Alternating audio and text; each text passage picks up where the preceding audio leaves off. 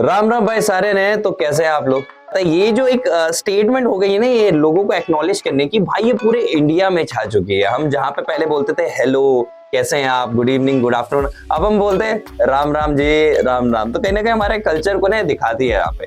अब इस चीज का जो मेन रीजन है, इसके पीछे जो फेस है वो कौन है? वो है अंकित बयानपुरिया। भाई हम इन सबको 75 हार्ड वाले भाई के नाम से जानते हैं, मगर इनकी जो लहर आई ना, मतलब 2 मिलियन 3 मिलियन, और लोगों ने अप्रिशिएट करा, लोगों ने सेलिब्रेट करा। जिस दिन इनका 75 हार्ड का फाइनल डे था, लोग इतने ज्यादा खुश हो गए जैसे इंडिया कोई वर्ल्ड कप जीत गया हो। अब इसमें अंकित बयानपुरिया है कौन?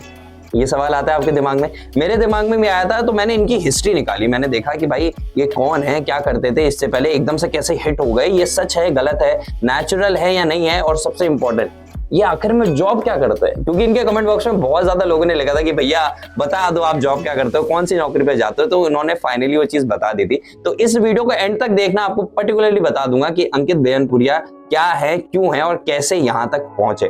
तो उनका इंटरव्यू हुआ था मसल ब्लेज वालों के साथ, वहां पे उन्होंने अपनी पूरी लाइफ के बारे में बताया। तो सिंपल सी बात है, कंटेंट क्रिएशन के बारे में बात कर ले तो भाई अंकित ने अभी से कंटेंट क्रिएशन नहीं करा। बैक इन 2014-15 में जब YouTube धीरे धीरे चल रहा था, उसके साथ साथ में टिकटॉक आया था, तो अंकित वहां पे अपनी वीडियोस बनाते थे फिटनेस से रिलेटेड। ठीक है, वहां पे उन्होंने बताया कि उनके 3-3.5 लाख फॉलोअर्स थे, मगर उसके बाद जब टिकटॉक बैन हो गया, बंद हो गया, उसके बाद वापस से वो बिल्कुल नीचे आ गए। उसके बाद धीरे धीरे उन्होंने इंस्टाग्राम पे चालू करा, रेगुलर नहीं थे, अपनी धीरे धीरे फिटनेस वाली वीडियोस बनाते थे, लोगों को पसंद आती थी। तो उन्होंने जो 75 हार्ड डे चैलेंज किया, उससे पहले भी उनके इंस्टाग्राम पे 2 से 2.5 लाख फॉलोअर्स अच्छे खासे थे जो उन्हें फॉलो करते थे, मगर कॉन्टेंट वो रेगुलरली पोस्ट नहीं करते। अंकित ने वहां पे बताया कि वो कसरत जो है, मतलब एक्सरसाइज जो है, वो 13 साल से कर रहे हैं, मतलब 13 साल हो गए उन्हें करते करते। इंस्टेंट नहीं है, सिर्फ चैलेंज के लिए नहीं करा। बहुत सारे लोग इन्हें ट्रोल भी कर रहे थे कि डे 1 में इनकी कंडीशनिंग ऐसी थी और डे 75 में भी इनकी कंडीशन ऐसी है। बहुत माइनर सा डिफरेंस है, बिकॉज वो डिफरेंस होगा क्योंकि उनकी पहले से बॉडी वेल बिल्ड थी। ठीक है, वहां से उनकी कंडीशनिंग अच्छी थी, उनका लाइफस्टाइल वैसे। तो अंकित ने 2-3 चीजें यहाँ पे और बताई थी। ये तो उन्होंने कंटेंट क्रिएशन पे बताया, जब उन्होंने बोला कि लोगों से बहुत ज्यादा प्यार मिल रहा है, एक एंथम बन गया है राम राम भाई सारे ने, तो बहुत ज्यादा अच्छा लगता है। मगर उन्होंने एक चीज हमेशा सीखी है, उन्होंने एक चीज बोली कि गीता हमेशा पढ़ना। उन्होंने जब गीता पढ़े तो वो एज एन मेंटल स्टेबिलिटी के लिए उन्होंने बोला बहुत ज्यादा अच्छी।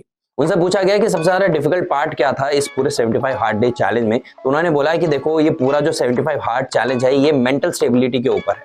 गीता ने मुझे बहुत ज्यादा मदद करा मेरा फोकस बनाने में, मुझे जिंदगी की वो चीजें पता चली जिन्हें सिर्फ ऊपर ऊपर से मैं देखता था, अब उन चीजों पे मैं स्टेबल हूँ। उनसे पूछा गया कि आपको कौन सी चीज में सबसे ज्यादा डिफिकल्ट लगी, तो उन्होंने बोला चीनी। चीनी के पीछे भी बहुत इंटरेस्टिंग फैक्ट है। उन्होंने बोला कि हमारे हरियाणा में ना चीनी बहुत खाई जाती है, जैसे चूरा हो गया, हलवा हो गया, ऐसे में चीनी बहुत कंजप्शन होती है, डेली यूसेज पे कंजप्शन होती है। तो मुझे चीनी काटने में सबसे ज्यादा दिक्कत हुई, मतलब वो मेरे लिए ऐसा था कि मेरी डेली रूटीन में रहता था, मगर एक फिक्स डाइट रखना विदाउट शुगर वो एक था, क्योंकि ऑब्वियसली बात है 75 हार्ड चले कि मेंटल स्टेबिलिटी दिखाता है, तो वो बहुत ज्यादा इंपॉर्टेंट थी और वही मैं लोगों तक पहुंचाना चाहता था, उन्हें वैसे इंस्पायर करना चाहता था। ये तो बात हो गई वहां पे। अब अंकित बयानपुरिया एक कंटेंट क्रिएटर तो हैं, मगर उसके बाहर क्या है, उन्होंने उस चीज के बारे में बताया। अंकित एज अ रेसलर है। उन्होंने जब तकरीबन वो 9th क्लास में थे, तब वो उनके पिताश्री उन्हें दंगल दिखाने ले जाते थे, उनके गांव वगैरह में ये होता था, तब वहां से वो इंस्पायर हुए। उन्होंने बताया कि तकरीबन 2008 या 2009 में जब हमारा देश मेडल लाया था रेसलिंग में, तब वो और ज्यादा इंस्पायर हुए। उन्होंने ट्रिगर पॉइंट वहां से था कि मुझे भी ये करना है, ऊपर से पापा को भी पसंद है तो मैं करूंगा ये चीज, तो वहां से वो रेसलिंग में आए। मगर रेसलिंग में पूरे टाइम तक वो रह नहीं पाए क्योंकि इंजरीज उनके साथ होती रही। उन्होंने कहा कि कभी उनका जो रोटेटर कप है वो टेयर हो गया था। उन्होंने बताया था कि दंगल हो रहा था हिमाचल में, वहां पे उन्हें स्लिप डिस्क हो गई थी, उसकी वजह से उनकी ट्रेनिंग रुक गई थी। धीरे धीरे ऐसे करते करते उनकी इंजरीज काफी ज्यादा हो गई, इसलिए वो कंटिन्यू नहीं कर पाए। जब 75 हार्ड डे चैलेंज करने का मेन मोटिव उनका ये था कि उससे पहले उनकी इंजरी हो गई थी, जिसके लिए 1 साल वो रेसलिंग से दूर थे।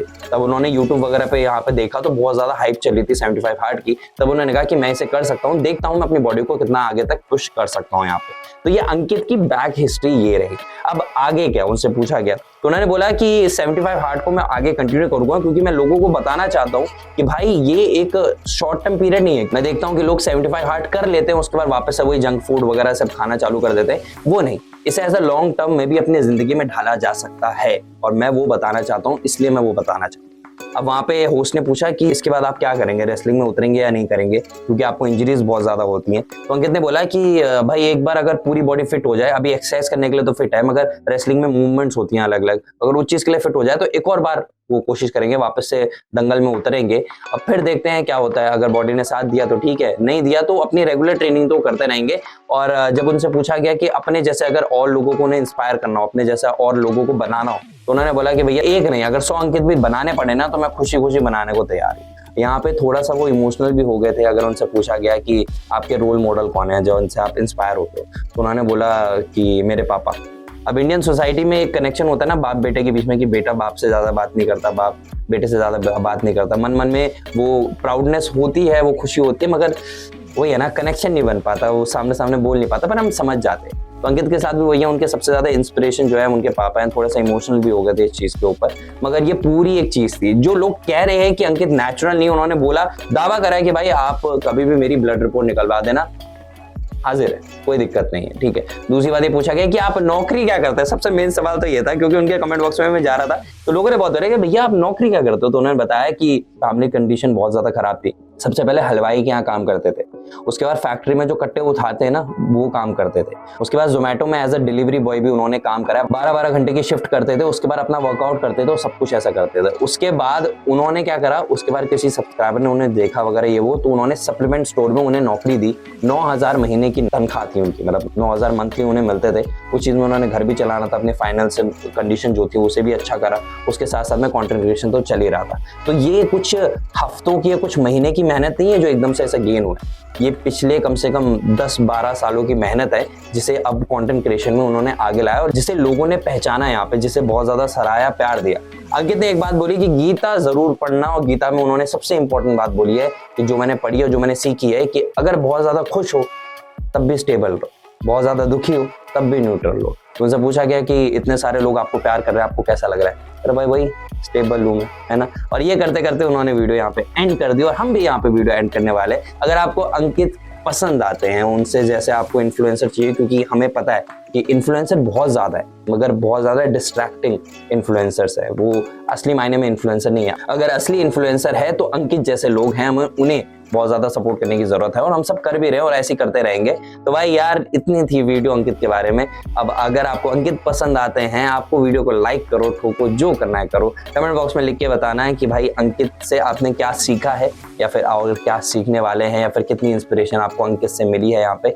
और अगर आपको हमारा कंटेंट पसंद आता है, चैनल पसंद आता है, मैं पसंद आता हूँ, तो आप चैनल को सब्सक्राइब कर सकते हैं और साथ में बेल आइकन जरूर दबाना यार। तो यार वीडियो यहीं तक थी। राम राम भाई सारे ने, मिलते हैं अगली वीडियो में।